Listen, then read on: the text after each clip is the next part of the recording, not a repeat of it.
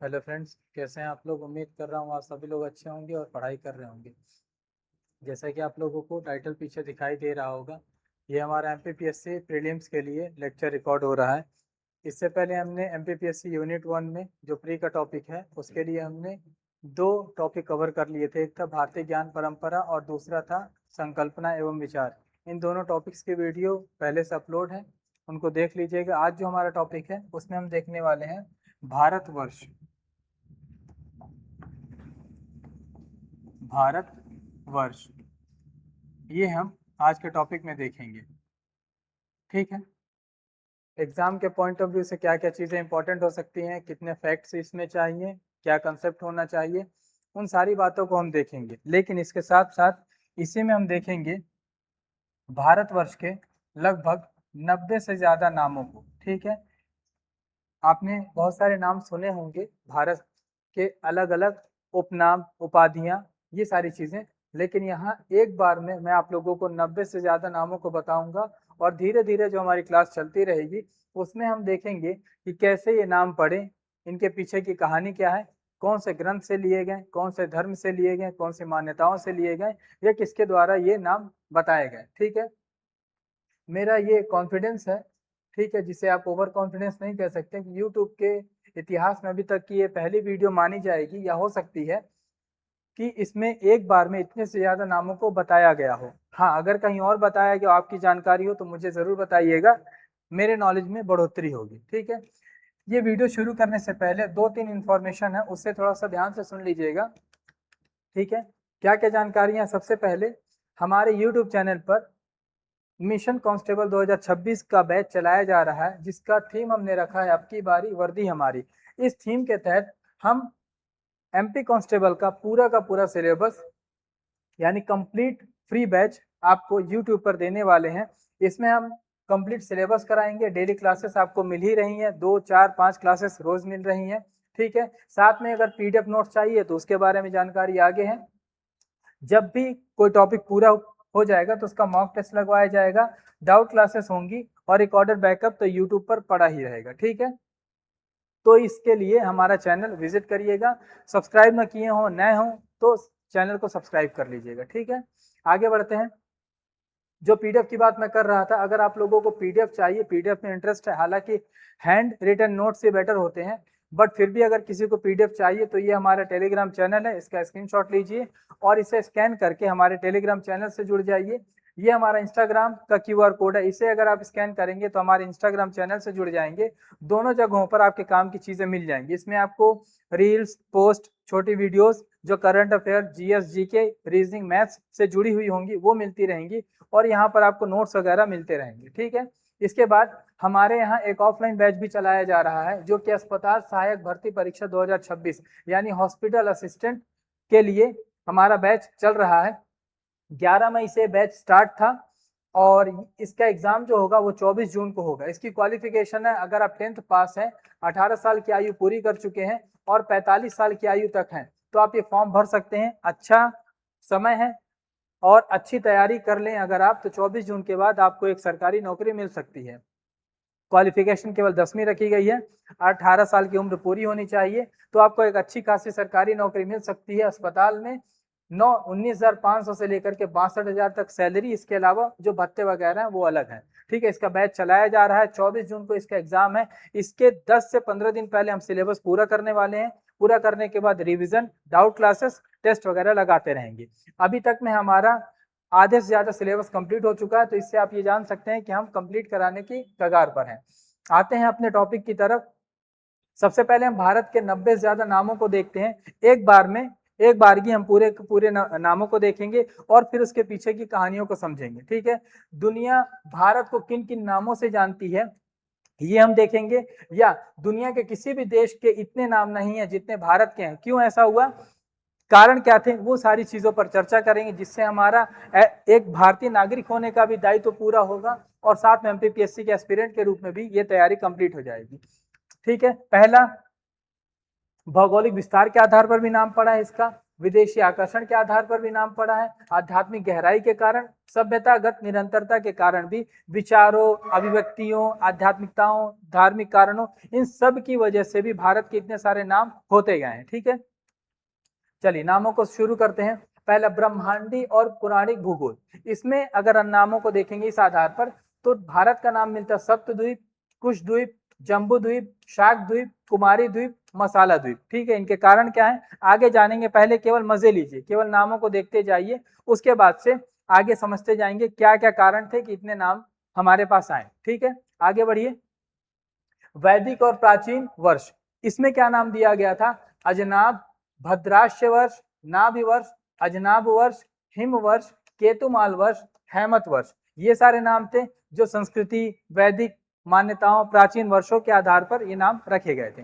फिर आगे बढ़ेंगे तो आर्यावर्त और चेतना का केंद्र, इस कारण से भी इसका नाम रखा गया। जैसे यहाँ पर वेदों की ऋचाएं हुई, ऋषि मुनियों ने तपस्या किए, ज्ञान प्राप्त किए, मोक्ष प्राप्त किए, तो उस आधार पर भी ये नाम रखे गए। ठीक है, अभी केवल आपको नाम पता करना है, कारण की बात मैं समझाऊंगा। ठीक है, तो उसका नाम इस आधार पर आर्य राष्ट्र, ब्रह्म राष्ट्र, आर्य देश, ब्रह्मर्षि देश, मध्य देश और अंतर्वेदी, ये सारे नाम हमको देखने को मिलते हैं। फिर आगे बढ़ेंगे हम, तो भारत या महादेश या भारत का महादेश, भारत के नाम के आधार पर भी पढ़ा, जो हम आगे लेक्चर में देखेंगे। इससे पहले केवल नाम देखिएगा, तो भारतवर्ष, भरतखंड, जम्बू द्वीपे भरत खंडे, रेवा खंड और कुमारी खंडे, ये भी नाम हमको देखने को मिलता है। फिर आगे बढ़ेंगे तो आध्यात्मिक और धार्मिक पहचान के आधार पर भी हमको कुछ नाम देखने को मिलते हैं, जैसे देवभूमि, वेद भूमि, मोक्ष भूमि, कर्म भूमि, धर्म भूमि, देव निर्मित देश, अवतार भूमि, सभ्यता की जननी। ठीक है, क्यों ऐसा कहा जा रहा है, देखिए देवभूमि, यहाँ एक लाइन बहुत अच्छी है, इसे देखिएगा, दुनिया के लिए यह केवल भूमि का टुकड़ा है, लेकिन हमारे लिए यह देवताओं की क्रीड़ा स्थली। आपको पता है जितने भी अवतार हुए हैं भारत में ही हुए हैं, और उनका पूरा बचपन से लेकर के आगे मोक्ष तक का पूरा जो रास्ता रहा है वो भारत में ही रहा है। ठीक है, इस कारण से भी ये नाम हमको देखने को मिलते हैं। आगे बढ़ेंगे तो दक्षिण भारतीय सभ्यतागत नाम भी हमको देखने को मिलता है, यानी दक्षिण साहित्य में दक्षिण के विद्वानों द्वारा भी कुछ नाम दिए गए थे, जैसे द्रविड़ देश, तमिलहम देश, दमरिका देश, दमिरिका, दमिलकम और दमिलकम देश। ठीक है, दमिलकम देश और दमिलकम, ये सारे नाम भी हमको देखने को मिलते हैं। वीडियो पसंद आ रही हो तो लाइक करिएगा, शेयर करिए, कमेंट करिएगा। ठीक है, आगे बढ़ते हैं। भूवैज्ञानिक एवं प्राचीन सभ्यता के आधार पर नाम इसके रखे गए, जैसे गोंडवाना भूमि, टेथिस भूमि, अंगारा भूमि, मेलुहा भूमि या कपास भूमि भी इसे कहा जाता है, मेलुहा कहा जाता है। ठीक है, अब एक ही जो हमारा भारत है, उस भारत का गोंडवाना भूमि में भी नाम जुड़ रहा है, अंगारा भूमि में भी नाम जुड़ रहा है, और टेथिस भूमि, टेथिस सागर से भी इसका नाम जुड़ रहा है। कारण क्या है, इसे भूगोल में हम चर्चा करेंगे। ठीक है, आगे बढ़ते हैं। फिर तो सिंधु से हिंद तक, यानी नदियों के आधार पर भी इसका नाम देखने को मिलता है, जैसे सैंधव, सैंधव प्रदेश, सप्त सैंधव, हप्त हिंदू, सप्त हिंदू, सिंधु प्रदेश या सप्त सैंधव, ये नाम भी हमको देखने को मिलता है। कारण क्या था, भारत नदियों का भी देश है, नदियों के किनारे बसा है और नदियां भी इसके किनारे बसी हुई हैं, इस कारण से भी इतने सारे नाम देखने को मिलते हैं। कारण आगे समझेंगे। ठीक है, आगे बढ़िए। विदेशियों की जुबा पर भारत, ठीक है ना, विदेशियों के आधार पर भी इसके नाम रखे गए, जैसे भारत में बहुत सारे लोग आए, बहुत सारे विदेशी आए, पुर्तगाली आए, डच आए, डेनिश, स्वीडिश, फ्रेंच, ये सारे लोग भी आए, जैसे यूनानी, अरब, फारसी, ये सारे लोग भी आते, पर्शियन लोग आते हैं, और जब वो लोग आते हैं तो उनकी जुबानें, भाषाएं भी अलग थी, तो उन्होंने अपने जुबान के आधार पर, अपनी भाषाओं के आधार पर भी भारत के कुछ नामकरण किए, जैसे सिंध, हिंद, अल हिंद, हिंदू, सिंधु, हिंदू, हिंदुस्तान, इंडस, इंडोई, इंडिया और आचमेनिड, एकदम अलग से नाम। कारण क्या था, पता चलेगा आगे चल करके। तो ये विदेशियों द्वारा दिए गए कुछ नाम थे। आगे बढ़ते हैं तो चीनी और तिब्बती दृष्टिकोण के आधार पर भी कुछ नाम रखे गए, जैसे यिंदु, यिंतु, येंतु, तियंचु, तियानजू, ग्यागर, फग्यूल और फम्यूल, ये सारे नाम भी हमको देखने को मिलते हैं। बहुत सारे विदेशी यात्री आए थे, जैसे इत सिंह आए थे, रेन सॉन्ग आए थे, और भी बहुत सारे लोग आए थे, तो उनकी भाषाएं अलग थी, तो उन्होंने इस आधार पर ऐसे नाम दिए। ठीक है, आगे बढ़ते हैं। तो गौरव सूचक और काव्यात्मक नाम, ऐसे नाम जिससे आपको थोड़ा सा प्राउड भी फील हो जाए, हालांकि पूरे नाम में ही गर्व है, लेकिन यहाँ पर कुछ अलग से छांट करके रखे गए हैं। साथ में कुछ काव्यात्मक पोएटिक नाम भी दिए गए, जैसे पृथ्वी का स्वर्ग, अगर आपको पृथ्वी में ही स्वर्ग देखना है तो भारत को देखिए। धरती का स्वर्ग, अगर धरती के ऊपर भी कोई स्वर्ग देखना है तो भारत को देखिए। बागीचा जन्नत, यानी जन्नत का बगीचा, जन्नत को फिरदौस भी कहा जाता है, तो फिरदौस का बगीचा या जन्नत का बगीचा या स्वर्ग का बगीचा भारत को ही कहते हैं। मोहब्बत की मिट्टी, ये हमारे राहत इंदौरी साहब, लेट राहत इंदौरी साहब ने भी कहा है, तो ये नाम जोड़ना ही पड़ेगा, क्योंकि यहाँ पर केवल मोहब्बत होती, नफरत का बाजार यहाँ नहीं चला करता है। साथ में होदू भी इसका नाम दिया गया है। आगे बढ़ते हैं। ज्ञान और समृद्धि के आधार पर दिए गए नाम, विश्व गुरु, भारत आज से विश्व गुरु नहीं है, जैसा कि आप लोग परेशान है कि इसे विश्व गुरु बनाया जाए, जो पहले से बना हुआ है उसे नहीं बनाया जा सकता। विश्व गुरु भारत था, है और आगे रहेगा। धरती के माथे का गहना, ठीक है। सुंदर दुल्हन के मुखड़े का तिल, अब इसे समझाने की जरूरत नहीं है, जितने भी युवा होंगे वही तैयारी कर रहे हैं, और जो बुजुर्ग हो चुके होंगे वो भी तैयारी कर रहे हैं, तो इस शब्द से सब भली भांति परिचित होंगे कि कैसे सुंदर दुल्हन के मुखड़े का तिल कैसा दिखता है। सोने की चिड़िया, दुल्हन के माथे की बिंदिया, दुनिया का सार या प्रतीक, इस बात पर थोड़ा सा जिक्र करेंगे। दुनिया का सार या दुनिया का प्रतीक या दुनिया का सिंबल क्यों कहा जा रहा है, ऐसी मान्यता है, या कहना बिल्कुल भी अतिशयोक्ति नहीं होगी कि अगर पूरी दुनिया को समझना है तो भारत को देख लीजिए, भारत जैसा है वैसी पूरी दुनिया होगी। यानी अगर आपने भारत को देख लिया तो पूरी दुनिया को समझ में आ जाए, या पूरी दुनिया को समझ सकते हैं कि कैसा होना चाहिए या कैसा था या आगे कैसा होगा, ठीक है। भारत पूरी दुनिया को रिप्रेजेंट करता है, अगर भारत को देख लिया तो आपने पूरी दुनिया को समझ लिया, ठीक है। आगे बढ़ते हैं। आधुनिक, राजनीतिक और वैश्विक, एक साथ सारे नामों को रख दिया गया है। आधुनिक रूप में क्या नाम कहा जाता है, राजनीतिक तौर पर या वैश्विक तौर पर क्या पहचान है भारत की, तो अखंड भारत कहा जाता है, विनाशी राज्यों का अविनाशी संघ कहा जाता है, भारत कहा जाता है, बृहत्तर भारत कहा जाता है, पंच Bharat, Bharat, Bharatvarsh, Bharat Bhumi, Bharat Bhumi, Bharat Ganraj, republic of India, 5 Indies, the epitome of the world, ethnological museum, ये सारे नाम भी हमको देखने को मिलते हैं, जो कि आधुनिक, राजनीतिक और अपने आप में वैश्विक पहचान रखते हैं, ठीक है। अब लास्ट में याद रखिएगा, नाम बदलते रहे, कितने नाम आपने देख लिए, 90 से ज्यादा, इसमें और भी बहुत सारे नाम हो सकते हैं, जैसे नदियों का ये स्वर्ग कहा जाता है, बहुत सारी नदियां पाई जाती हैं, वनों का देश कहा जाता है, वन्य जीवों का देश कहा जाता है, धर्मों का देश कहा जाता है, रीति रिवाजों का देश कहा जाता है, त्योहारों का देश कहा जाता है, आंदोलनों का देश कहा जाता है। इन सारे नामों को अभी डाला ही नहीं गया है, अगर ये सारे नाम डाले जाएंगे तो शायद इसका आंकड़ा 125 पार कर जाए, लेकिन मैंने उन्हीं नामों को रखा है जो एमपीपीएससी के हिसाब से इंपॉर्टेंट हो सकते हैं अगले 3 4 5 सालों तक, ठीक है। याद रखिएगा इन सारी बातों को। तो नाम बदलते रहें, सभ्यताएं मिटती रहीं, सभ्यताएं कितनी आई, सिंधु घाटी सभ्यता आती है, वैदिक सभ्यता आती है, लौहकालीन सभ्यता आती है, पाषाण कालीन सभ्यता आती है, ताम्र पाषाण कालीन सभ्यता आती है, इसके बाद से मुगल कालीन सभ्यता आती, बहुत सारी सभ्यताएं आई चली गई, लेकिन एक चीज हमेशा बची रही, बची थी, बची रहेगी, भारत। लेकिन भारत हमेशा अमर रहा। तो याद रखिएगा, नाम बदलते रहेंगे, आगे और भी नाम आएंगे, सभ्यताएं बनती रही, बनेंगी और आगे भी आती रहेंगी, लेकिन ये दोनों चीजें खत्म हो जाएंगी, एक चीज जो था, है और हमेशा रहेगा, वो है भारत। यहां से हमारा ये जो नामों वाला सिलसिला है वो खत्म होता है। वीडियो को पॉज करिएगा, गिनते जाइएगा, कितने थोड़ा बहुत कम ज्यादा हो सकते हैं, तो इसके लिए परेशान नहीं होइएगा, ठीक है। शुरुआत करते हैं लेक्चर की। क्या पढ़ने वाले हैं हम, भारतवर्ष,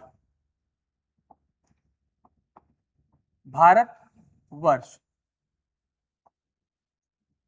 ठीक है। भारतवर्ष हम पढ़ने वाले हैं, ये आपका एमपीपीएससी प्री के लिए इंपॉर्टेंट है। एमपीपीएससी प्री का टॉपिक है यूनिट फर्स्ट, ठीक है। और यूनिट फर्स्ट में दिया गया है भारत का इतिहास, भारत का इतिहास।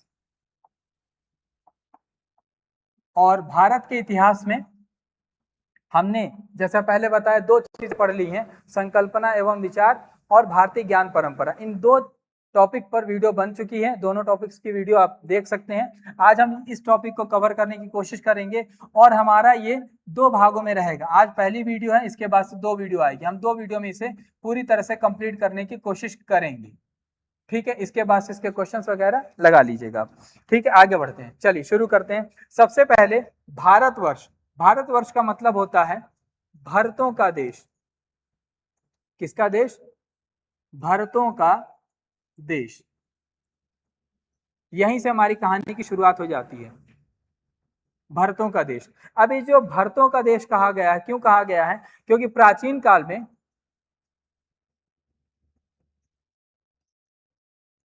काल में एक राजवंश था जिसे भरत राजवंश कहते हैं। कौन सा राजवंश कहते हैं? भरत राजवंश। इस राजवंश के आधार पर मान्यता है, इस राजवंश के आधार पर ही भारतवर्ष या भारत नाम दिया गया, यानी भरत के नाम पर इस देश का नाम भारत रखा गया। अब ये जो भरत राजवंश है, इसका उल्लेख कहां पर मिलता है? तो इसका उल्लेख मिलता है बेटा ऋग्वेद में। ठीक है, क्या ऋग्वेद में कोई स्पेसिफिक टॉपिक है? हाँ, ऋग्वेद में एक युद्ध का वर्णन है जिसे कहते हैं दशराज्य का युद्ध या दशराज का युद्ध। दशराज का युद्ध, यहां पर बेटा भरत राजवंश का उल्लेख मिलता है। अगर लोकेशन पूछी जाए कि ये जो राजवंश था कहां पर बसता था या कहां पर था, तो ये लोकेशन है आपकी सरस्वती व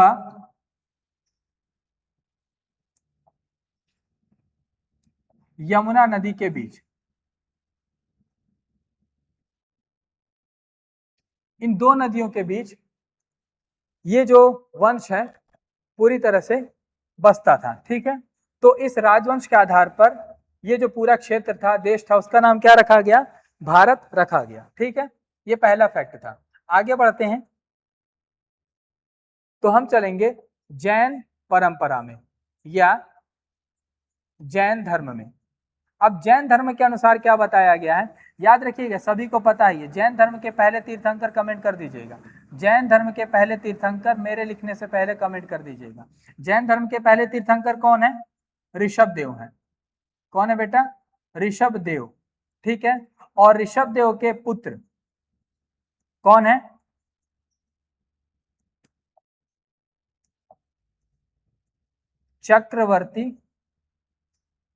चक्रवर्ती भरत।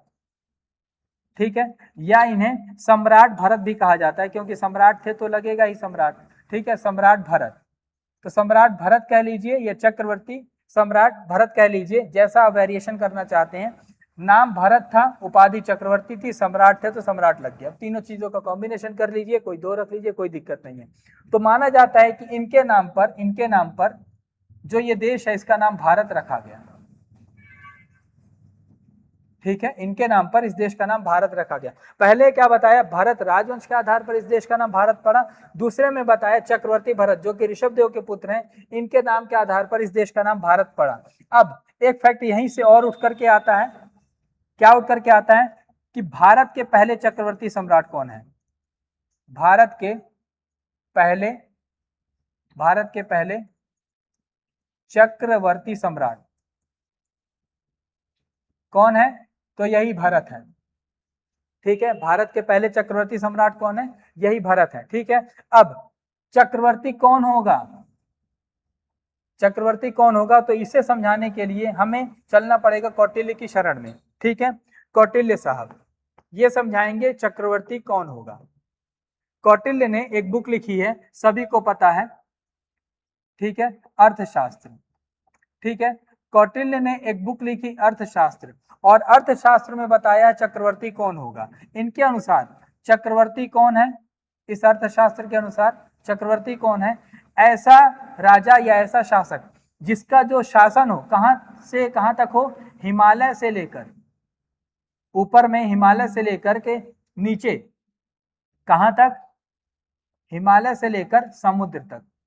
अगर यहां तक इसका शासनकाल है, ठीक है, यहां तक इसका शासनकाल है, जिस भी शासक का शासनकाल होगा उसे हम चक्रवर्ती कहेंगे। यानी लगभग पूरे भारत की बात की जा रही है, ऊपर में हिमालय से लेकर के नीचे समुद्र तक ये पूरा इलाका जिसके कब्जे में होगा, जिसके अधिकार क्षेत्र में होगा, जिसके शासन क्षेत्र में होगा, वो राजा या वैसा राजा चक्रवर्ती कहलाएगा। तो चक्रवर्ती सम्राट भरत है, उनके आधार पर नाम रखना कोई बुरी बात नहीं है। फिर आगे बढ़ते हैं तो बताया गया है ये जो चक्रवर्ती शब्द है, चक्रवर्ती शब्द है कौन सी भाषा का शब्द है?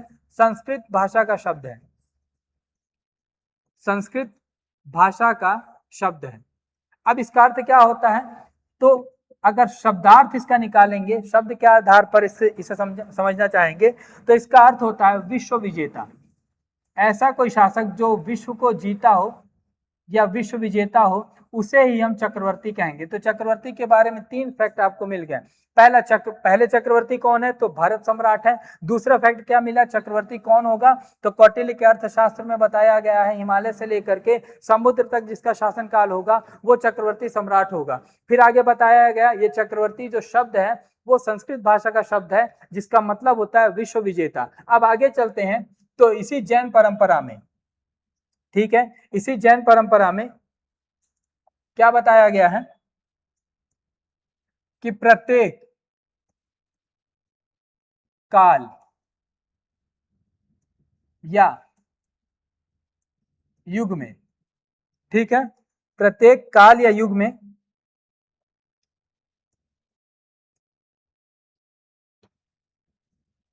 63 इलस्ट्रियस पर्सन, या जिसे वर्थी पर्सन कहते हैं, वो आएंगे। हिंदी में कहते हैं इसे, या जैन धर्म के अनुसार श्लाका पुरुष,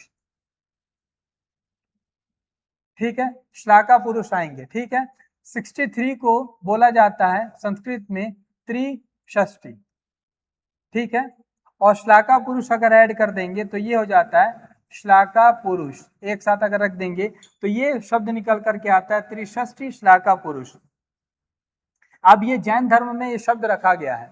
कहा गया है कि जब भी नया काल शुरू होगा, ठीक है, नया काल शुरू होगा तो 63 श्लाका पुरुष आएंगे, ठीक है। और इस 63 में यानी 63 में पूरा वेरिएशन बता दिया गया, कौन कौन कितने कितने होंगे। तो पहले बार बताया गया इस 63 में 24 जो होंगे वो तीर्थंकर होंगे, ये हर काल में आएंगे। जैसे अभी 24 तीर्थंकर अभी पढ़ते हैं, फिर जब नया युग आएगा, नया काल आएगा, तो इस 63 में से 24 जो होंगे तीर्थंकर होंगे, ठीक है। 24 तीर्थंकर के बाद 12 चक्रवर्ती होंगे, ठीक है। यहां तक पहुंचने के लिए पूरी बातों को समझाना पड़ा। तो 24 तीर्थंकर होंगे, 12 चक्रवर्ती होंगे, 9 जो होंगे वो बलभद्र होंगे। ये समझ लीजिएगा देवता रूपी लोग हैं, और इनका जो क्राइटेरिया पोजीशन है धीरे धीरे नीचे होती जा रही है, या इनकी हायरार्की है, ये पद सोपान है इनका, ठीक है। तो 9 बलभद्र होंगे, उसके बाद से 9 वासुदेव होंगे। वासुदेव को नारायण भी कहा जाएगा।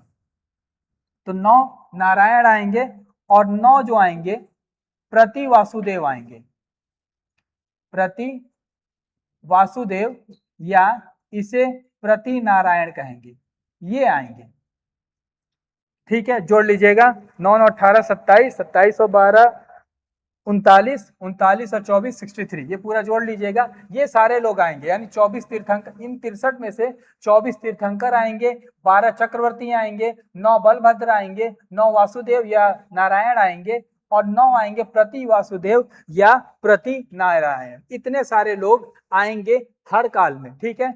और जो चक्रवर्ती आएंगे, बेटा अभी कहानी खत्म नहीं हुई, जो चक्रवर्ती आएंगे उनके पास 7 रत्न होंगे। प्रत्येक चक्रवर्ती के पास, प्रत्येक चक्रवर्ती के पास 7 रत्न होंगे, बहुमूल्य चीजें होंगी, समझ लेना। 7 बहुमूल्य चीजें होंगी। उन 7 बहुमूल्य चीजों में क्या क्या चीजें होंगी, पहला होगा रथ, ठीक है, दूसरा होगा रानी, फिर होगा रत्न, उनके पास खुद का भी कुछ रत्न होगा, ठीक है। रत्न के बाद इनके पास होगी संपदा, यानी वेल्थ इनके पास होगी, ठीक है। संपदा के बाद इनके पास होगा चक्र, ठीक है।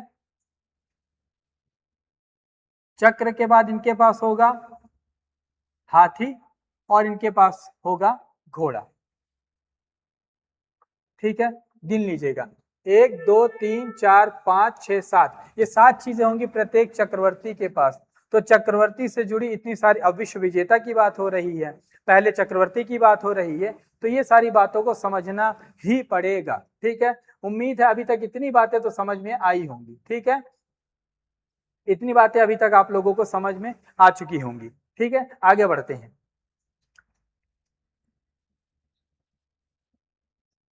ठीक है,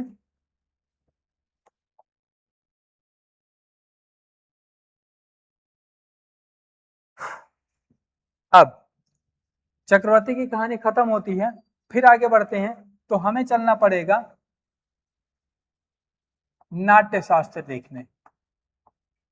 नाट्य शास्त्र, नाट्य शास्त्र किसने लिखी है? तो लिखने वाले व्यक्ति हैं भरत मुनि।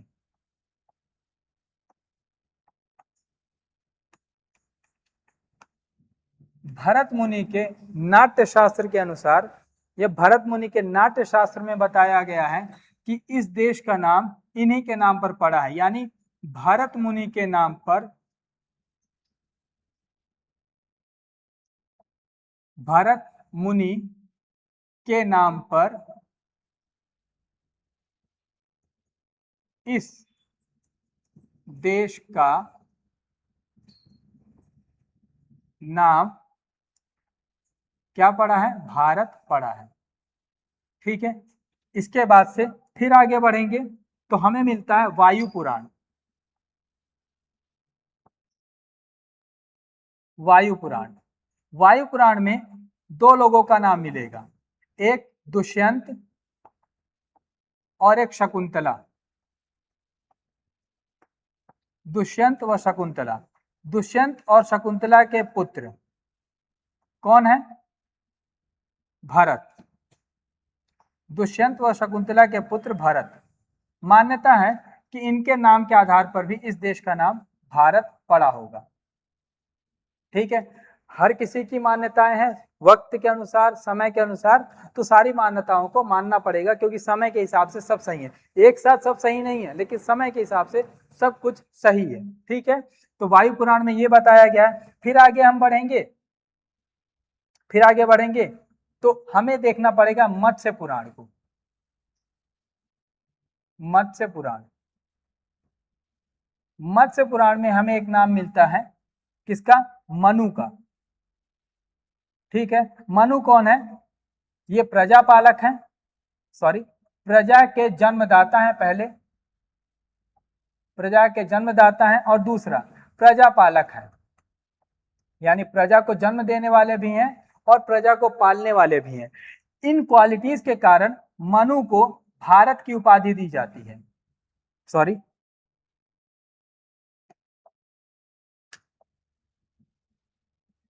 मनु को भरत की उपाधि दी जाती है और इसी भरत के आधार पर इस देश का नाम भारत पड़ा है, ये भी मान्यता है। ठीक है, तो देखिए सबके आधार पर अलग अलग मान्यताएं हैं, सबने अलग अलग नाम रखे हैं, वो सारे नामों को याद करना पड़ेगा। ठीक है, तो वायु पुराण में दुष्यंत और शकुंतला के पुत्र भरत के नाम के आधार पर माना गया है कि इस देश का नाम भारत होगा। मत्स्य पुराण में मनु के नाम के आधार पर माना गया है कि इस देश का नाम भारत होगा। ठीक है, आगे बढ़ते हैं।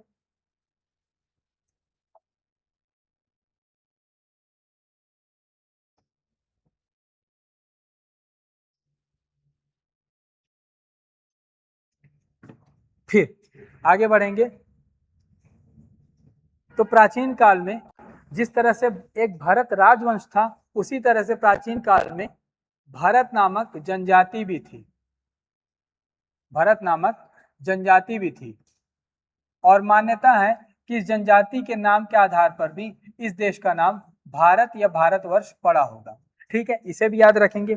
फिर आगे चलते हैं, जो एमपीपीएससी के लिए बहुत ज्यादा इंपॉर्टेंट फैक्ट बन सकता है, उसमें यह पूछा जाएगा कि कोई ऐसा ऐतिहासिक अभिलेख जहां पर भारत का नाम मिलता है, पहली बार भारतवर्ष का नाम मिले या किसी भी और भाषा में मिले, तो वो पहला ऐतिहासिक अभिलेख कौन सा है? तो उसे याद रखेंगे।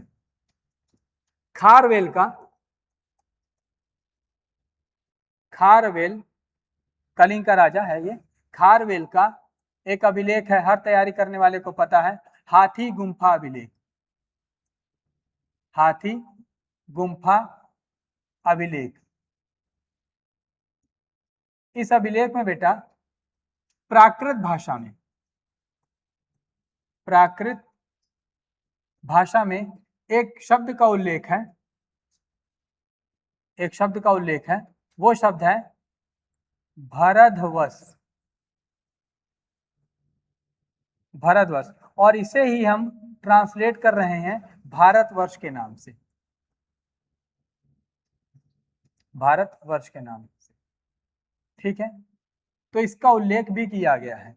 ठीक है, अगर पूछ लिया जाए पहला ऐतिहासिक अभिलेख जहां पर भारतवर्ष या भारतवर्ष नाम मिलता है तो वो है खारवेल का हाथी गुम्फा अभिलेख। इसे अच्छे से आप लोग याद करेंगे। ठीक है, इतनी बातें अभी तक आप लोगों को समझ में आ रही होंगी।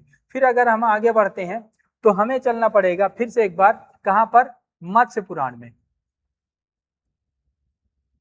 मत्स्य पुराण, मत्स्य पुराण में क्या बताया गया है कि ये जो भारतवर्ष है, ये जो भारतवर्ष था उसके 9 हिस्से थे, 9 हिस्से या 9 भाग थे। तो जो 9वां भाग था, जो 9वां या अंतिम भाग था, अंतिम भाग था, वही भारत था, वही भारत या भारतवर्ष था। और इसी भारतवर्ष को, इसी भारतवर्ष को कुमारी द्वीप बना दिया गया या कुमारी द्वीप कहा गया। इसी भारतवर्ष को कुमारी द्वीप कहा गया किसके द्वारा? एक कवि हैं, विद्वान हैं, राजशेखर,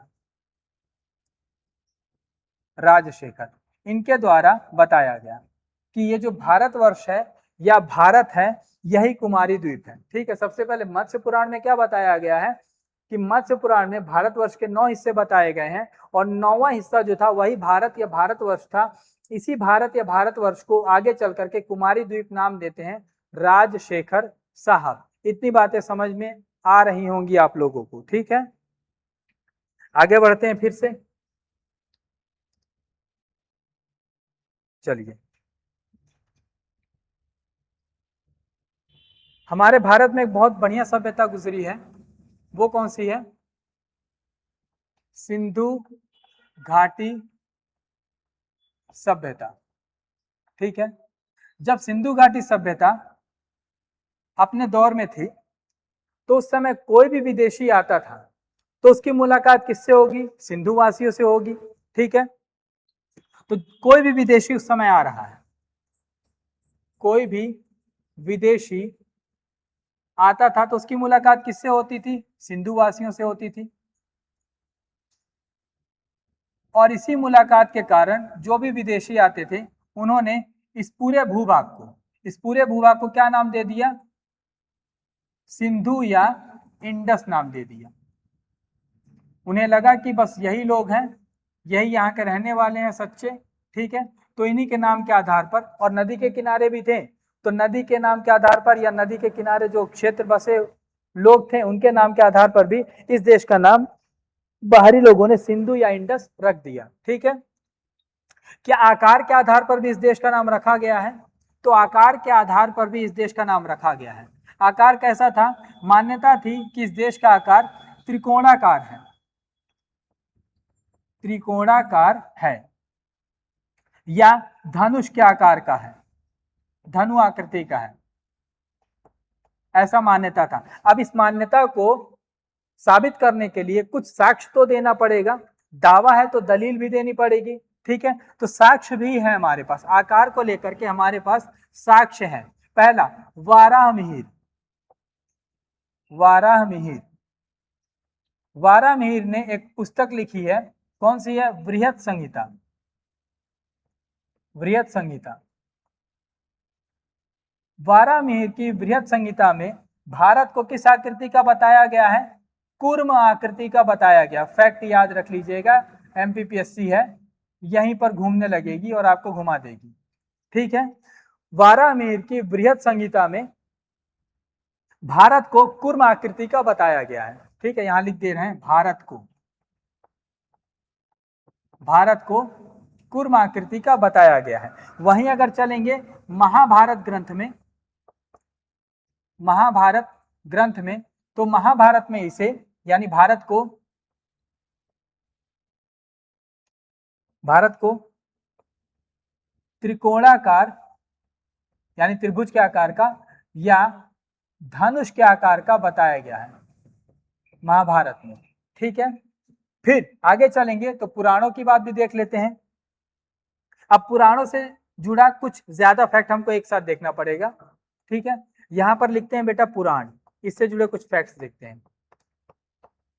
अगर हम पुराणों की बात करें तो बहुत सारे फैक्ट यहां से जुड़ करके निकलेंगे।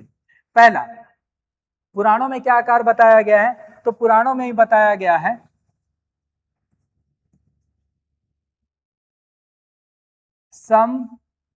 समभुजाकार त्रिभुज की आकृति का, यानी ऐसा त्रिभुज जिसकी तीनों भुजाएं बराबर हो, तो समभुजाकार त्रिभुज, ये पुराणों में शब्द दिया गया है। इस आकार का भी ये भारत था, ऐसा मान्यता है। ठीक है, दूसरा, पुराणों का ही एक हिस्सा है भुवन कोश। भुवन कोश, ठीक है, भुवन कोश में भारत के भूगोल का वर्णन मिलता है, भारत के भूगोल का वर्णन मिलता है।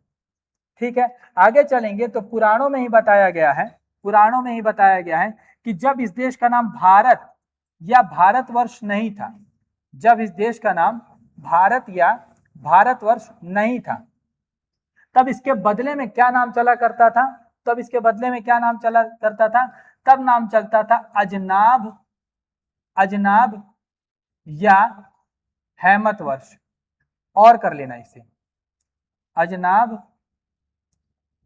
और हैमत वर्ष। सारे नाम धीरे धीरे खुल करके आपके सामने आ रहे हैं। ठीक है, पुराणों में ही बताया गया कि जब इस देश का नाम भारत या भारतवर्ष नहीं था, तब इस देश का नाम अजनाब और हैमत वर्ष चला करता था। ठीक है, आगे चलेंगे तो पुराणों का ये हिस्सा है भारत प्रशस्ति। भारत प्रशस्ति, भारत प्रशस्ति में क्या बताया गया है, भारत प्रशस्ति में बताया गया है कि ये जो भारत है, भारत है, ये क्या है, भोग भूमि है। भारत जो है, सॉरी, भारत जो है वो कर्म भूमि है, भारत जो है वो कर्म भूमि है, और जो स्वर्ग है, जो स्वर्ग है वो भोग भूमि है। ठीक है, यानी कर्म करना है तो भारत भूमि, और भोग उसका करना है तो स्वर्ग। ठीक है, तो भारत प्रशस्ति जो पुराणों का हिस्सा है, उसी में बताया गया है कि भारत जो है वो कर्म भूमि है, स्वर्ग जो है वो भोग भूमि है। फिर आगे चलते हैं तो पुराणों के आधार पर भी कुछ और चीजें देख लेते हैं। पुराणों में ही बताया गया है, एक शब्द दिया गया है जम्बू द्वीप, जम्बू द्वीप। ठीक है, पुराणों में इस शब्द का भी उल्लेख है, केवल पुराणों में नहीं, पुराणों में तो उल्लेख है, हिंदू धर्म ग्रंथों में भी उल्लेख है, अन्य हिंदू धर्म ग्रंथ भी है, अन्य हिंदू धर्म ग्रंथ उनमें भी उल्लेख है, साथ में जो बौद्ध ग्रंथ है उसमें भी उल्लेख है। ठीक है, और अशोक के जो अभिलेख है, अशोक के अभिलेख है, उसमें भी इस शब्द का उल्लेख किया गया है, इस शब्द का उल्लेख किया गया है। किस शब्द का उल्लेख किया गया है, जम्बू द्वीप का। अब जम्बू द्वीप से क्या मतलब होगा हमारा, जम्बू द्वीप मतलब जामुन के पेड़, जामुन के वृक्ष। प्राचीन काल में भारत में बहुतायत मात्रा में, यानी बहुत अधिक मात्रा में जामुन के पेड़ हुआ करते थे, कई सौ मीटर लंबे और कई सौ मीटर चौड़े भी हुआ करते थे, केवल जामुन के वृक्ष। कारणवश पुराणों में, अन्य हिंदू ग्रंथों में, बौद्ध ग्रंथों में, अशोक के अभिलेखों में इस क्षेत्र को क्या नाम दिया गया है, भारतवर्ष, जम्बूद्वीप नाम दिया गया है। ठीक है, आगे फिर बढ़ते हैं। अगला फैक्ट है हमारा, अगर पूछा जाए एक प्रदेश के रूप में, एक प्रदेश के रूप में भारत का वर्णन सबसे पहले कहाँ मिलता है, एक प्रदेश के रूप में। अब प्रदेश क्या होता है, प्रदेश का मतलब जिसकी एक राजनीतिक सीमा हो, प्रशासनिक ढांचा हो, आर्थिक, धार्मिक, सामाजिक समन्वय होता हो, यानी एक तरह से पूरी सरकार चल रही हो, सरकार जनता के लिए कार्य कर रही हो और जनता सरकार को चुन रही हो, टैक्स दे रही हो, ऐसी संस्था को, ऐसी व्यवस्था को क्या कहते हैं, प्रदेश या रीजन कहते हैं। ठीक है, तो एक प्रदेश के रूप में सबसे पहले भारत का उल्लेख कहां मिलता है, तो वो मिलता है अष्टाध्यायी में। अष्टाध्यायी में। सारे पढ़ने वाले जानते होंगे अष्टाध्यायी को किसने लिखा है, पणिनि ने। ठीक है, अष्टाध्यायी को लिखने वाले जो व्यक्ति हैं वो है पणिनि।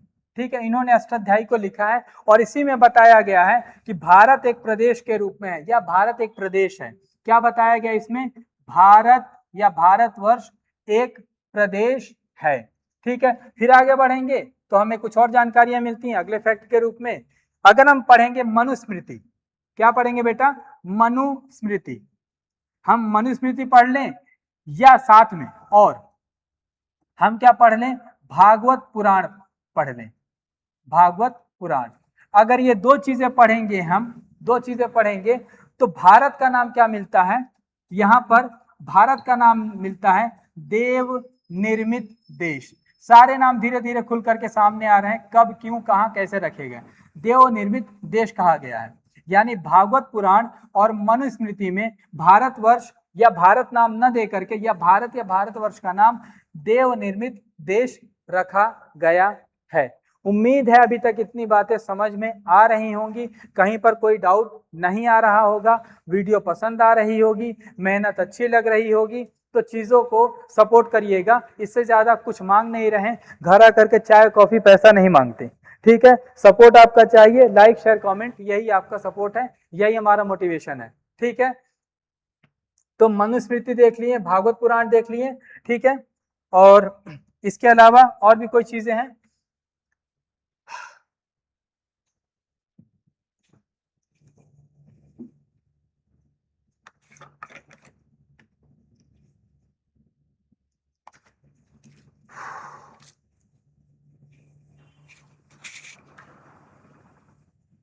वीडियो को लाइक करते रहिए, कमेंट करते रहिए। कांस्टेबल के बैच के लिए आपको बताया ही जा चुका है कि कांस्टेबल का फ्री बैच यूट्यूब पर चल रहा है, उसमें वीडियोस आ रही हैं, उसको देखिए और कमेंट करिए और कोशिश करिए ऑफलाइन कक्षाओं से भी जुड़ने की। ऑनलाइन में जितना बेहतर है ऑफलाइन में उससे ज़्यादा बेहतर होता है। क्यों, क्योंकि यहाँ कैमरे को पढ़ाना पड़ता है और ऑफलाइन में हम बच्चों को पढ़ाते हैं, तो बच्चों को पढ़ाने के दौरान हम इंसान बन जाते हैं। नहीं तो कैमरे के सामने, मशीनों के सामने हमें भी मशीन की तरह पढ़ाना पड़ता है, क्योंकि वन वे होता है। ठीक है, सामने रहेंगे तो आप हमारी सुनेंगे और आप हमारी सुनेंगे। ठीक है, चलिए आगे बढ़ते हैं।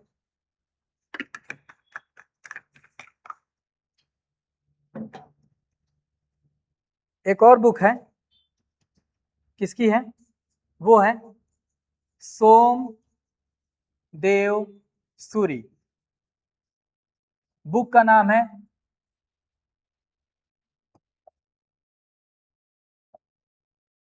नीति वाक्यामृतम। ठीक है, सोमदेव सूरी की बुक का नाम है नीति वाक्यामृतम, और इसमें भारत में रहने वाले जो भी भारतवासी थे उनके लिए एक शब्द दिया गया है और वो है भारतीय या भारतीय। मात्राओं का फेर है, याद कर लेना बस। ठीक है, ये शब्द का इस्तेमाल किया गया था। इतनी सारी चीजें समझ में आ गई। कुछ विदेशियों के पास चलते हैं, बहुत भारत में घूम लिए, अब थोड़ा सा बाहरी लोगों से मिलते हैं। तो बाहरी लोगों से मिलने के लिए सबसे पहले हम चलते हैं एक व्यक्ति के पास जिसका नाम है इत्सिंग। इत्सिंग कौन है, इत्सिंग कौन है, तो ये जो बाबू थे वो भारत आ गए थे 673 में। काहे आए थे बता रहे हैं, 600 ये थे कौन, पहले ये जान लो। ये बेचारे थे यात्री, यात्रा वगैरह किया करते थे। साथ में याद रखिएगा ये बौद्ध भिक्षु भी थे, बौद्ध भिक्षु भी थे। ठीक है, तो ये आ गए थे भारत। ठीक है, और कहां पर ये थे, तो हमारे यहाँ एक विश्वविद्यालय था, नालंदा विश्वविद्यालय। ये नालंदा जो विश्वविद्यालय था वहां कितने दिन रहे, ये 10 साल रहे। कहां से निकले थे ये, तो ये थे बेटा चीनी यात्री। चीनी यात्री नहीं, ऐसा नहीं कि शक्कर लेकर के चल रहे थे, चाइना से थे ये। ठीक है, तो चीनी यात्री थे, बौद्ध भिक्षु भी थे, विद्वान भी थे, पढ़ाई लिखाई में इंटरेस्ट भी था। तो नालंदा विश्वविद्यालय आ गए। नालंदा विश्वविद्यालय में 10 साल ये रहे और क्या कर रहे थे, फीस काट रहे थे नहीं, 10 साल ये क्या कर रहे थे, वहां पर बौद्ध धर्म का ज्ञान ले रहे थे, बौद्ध धर्म का ज्ञान ले रहे थे, साथ में संस्कृत भाषा का भी ज्ञान ले रहे थे। देखो चाइनीज समझ में आती नहीं, संस्कृत भी सीख लिए, डेडली कॉम्बिनेशन इनके पास होगा, यानी दोनों भाषाएं ऐसी है जो आम पब्लिक नहीं समझ पाएगी, ठीक है, लेकिन हो गया, उस समय चला करती थी, आज नहीं समझ में आएगा। तो बौद्ध भिक्षु थे, ये आए थे और इन्होंने भारत को एक बहुत बढ़िया नाम दिया, आर्य देश या ब्रह्म राष्ट्र या ब्रह्म देश, ये सब इन्हीं के द्वारा दिए गए नाम है, ठीक है। आर्य राष्ट्र भी कर लीजिए, ठीक, आगे और भी नाम मिल जाएंगे। तो इन्होंने भारत को ये नाम दिया, ठीक है। सोचो चाइना से आ रहा व्यक्ति और जान रहा है कि आर्यों का देश है, तो आर्य देश नाम दिया, ब्रह्म की तरह देश है, बड़ा देश है, सबसे ऊंचा देश है, तो ब्रह्म राष्ट्र नाम दे रहा है। कहां से आ रहा है? चाइना से आ रहा है, ठीक है। आगे चलते हैं, एक और चाइना वाला व्यक्ति है, ठीक है, क्या नाम है उसका? उसका नाम है वेनसोंग, ठीक है।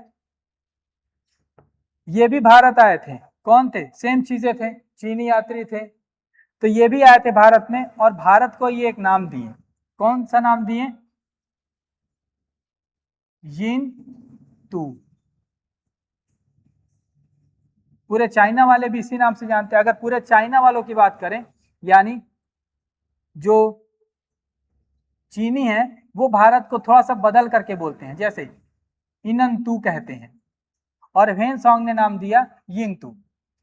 शब्द बदलते जाते हैं यूज के हिसाब से, तो चीनियों ने ये नाम दिया, इसे मत जानिए, कोई दिक्कत नहीं, लेकिन हेनसोंग ने जो नाम दिया वो था यिंतू, और यिंतू का मतलब होता है चंद्रमा के जैसा, ठीक है, यानी इसने हमारे भारत को चंद्रमा के जैसा सुंदर कहा था हेनसोंग ने, ठीक है। इतनी सारी बातें अभी आप लोगों को समझ में आ गई होंगी, दिमाग की घंटी बजी होगी, दिल में लड्डू फूटा होगा, तो कमेंट करिएगा, लाइक करिएगा, शेयर करिएगा, नहीं भी करेंगे तो कौन सी दिक्कत है, पढ़ाना तो है ही, ठीक है। चीजों को देख लीजिए क्या क्या चीजें हम पढ़ चुके हैं।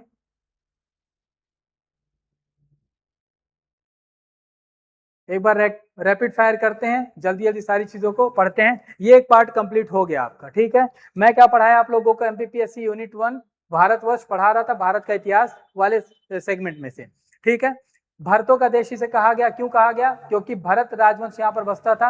ऋग्वेद में दशराग युद्ध का उल्लेख है, उसमें भरत राजवंश के बारे में बताया गया है, और लोकेशन है सरस्वती यमुना नदियों का केंद्र, ठीक है। इनके नाम पर भारत नाम पड़ा। जैन धर्म के अनुसार कहा जाता है कि पहले तीर्थंकर जो ऋषभ देव थे, उनके नाम के आधार पर उनके पुत्र जो थे चक्रवर्ती सम्राट भरत, उनके नाम के आधार पर इस देश का नाम भारत पड़ा। अब चक्रवर्ती कौन होगा? तो कौटिल्य के अर्थशास्त्र में बताया गया, चक्रवर्ती वो होगा जो हिमालय से लेकर के समुद्र तक पूरा शासन काल संभाले, ठीक है। संस्कृत भाषा का शब्द है चक्रवर्ती, यानी होता है विश्व विजेता। हर काल में, प्रत्येक युग में 63 इलस्ट्रियस पर्सन आएंगे, यानी 63 श्लाघा पुरुष आएंगे, जिनमें से 24 तीर्थंकर होंगे, 12 चक्रवर्ती होंगे, 9 बलभद्र होंगे, 9 वासुदेव होंगे या नारायण होंगे, 9 प्रति वासुदेव या प्रति नारायण होंगे। प्रत्येक के पास 7 बहुमूल्य चीजें होंगी, जिनमें होगा रथ, रानी, रत्न, संपदा, चक्र, हाथी, घोड़े, ये सारी चीजें उनके पास होंगी। फिर इनके आधार पर भी भारत का नाम पड़ा। फिर चलते हैं नाट्य शास्त्र में। नाट्य शास्त्र भरत मुनि द्वारा रचित, उसमें बताया गया है कि भरत मुनि के नाम पर ही इस देश का नाम भारत पड़ा। वायु पुराण में हम जाते हैं तो दुष्यंत व शकुंतला के पुत्र भरत के नाम के आधार पर इस देश का नाम भारत पड़ा माना जाता है। मत्स्य पुराण में चलते हैं, अगर हम मत्स्य पुराण में चलते हैं तो मत्स्य पुराण में बताया गया जो मनु है वो प्रजा के जन्मदाता है और प्रजा पालक भी है। मनु को इस क्वालिटी के कारण भरत कहा जाता है और उन्हीं के नाम के आधार पर इस देश का नाम भारत पड़ा, ठीक है। जैसे भरत राजवंश था प्राचीन काल में, वैसे भरत जनजाति भी हुआ करती थी। मान्यता है कि भरत जनजाति के नाम के आधार पर भी इस देश का नाम भारत पड़ा होगा। फिर आगे चलते हैं, खारवेल के हाथी गुम्फा अभिलेख में प्राकृत भाषा में भारतवर्ष शब्द मिलता है, जिसका शाब्दिक अर्थ अगर हम निकाले सीधा सीधा तो ये होता है भारतवर्ष। एमपीपीएससी यहाँ से क्वेश्चन ये पूछ सकता है कि पहला ऐतिहासिक अभिलेख बताइए जहां पर भारतवर्ष या भारतवर्ष नाम मिलता है, तो यही है खारवेल हाथी गुम्फा अभिलेख। खारवेल कौन है? कलिंग का राजा। युद्ध देखेंगे, ठीक है। आगे बढ़ेंगे तो मत्स्य पुराण में हम देखते हैं बताया गया कि भारतवर्ष के 9 हिस्से थे या 9 भाग थे, 9वां या अंतिम भाग भारत या भारतवर्ष था, इसी को कुमारी द्वीप नाम दिया गया राजशेखर के द्वारा। ठीक है, आगे चलेंगे तो प्राचीन काल में सिंधु घाटी सभ्यता का हमने जिक्र किया। ये सभ्यता बहुत अच्छी थी, पढ़ेंगे कैसे अच्छी थी। उस समय जो भी विदेशी आते थे तो सिंधु वासियों से मिलते थे, उन्हें लगा यही रहने वाले, यही मूल निवासी हैं, यही सभ्यता है, यही सारे लोग भारत के अंदर भी होंगे, तो उन्होंने सिंधु या इंडस नाम दे दिया। आगे बढ़ेंगे, क्या आकार के आधार पर भी भारत का नाम रखा गया है या दिया गया है? तो हाँ, माना जाता था पहले कि जो भारतीय उपमहाद्वीप है, भारतीय उपमहाद्वीप है, उसका आकार जो त्रिकोणाकार है या धनुष के आकार का है। इसका साक्ष्य हमने दिया वारामिहिर की बृहत संहिता के रूप में। वारामिहिर की बृहत संहिता में बताया गया है कि भारत का आकार कुर्म आकृति का, कुर्म यानी कछुए की आकृति का। अब कछुए की पीठ देखेंगे तो ऐसे धनुष बन जाता है, तो धनुष की आकृति का है, ये भी बताया गया है। महाभारत ग्रंथ में बताया गया है कि ये भारत का आकार, भारतीय उपमहाद्वीप का आकार त्रिकोणाकार था या धनुष के आकार का था। फिर पुराणों में चलेंगे तो एक साथ कई बातें पुराणों की हम पढ़ते हैं। बताया गया आकृति के आधार पर समभुजाकार त्रिभुज के आकार का था, यानी तीनों भुजाएं जिस त्रिभुज की बराबर होती हैं समभुजाकार त्रिभुज होता है। ठीक है, पुराणों का हिस्सा भुवन कोश, इसमें भारत के भूगोल के बारे में बताया गया है।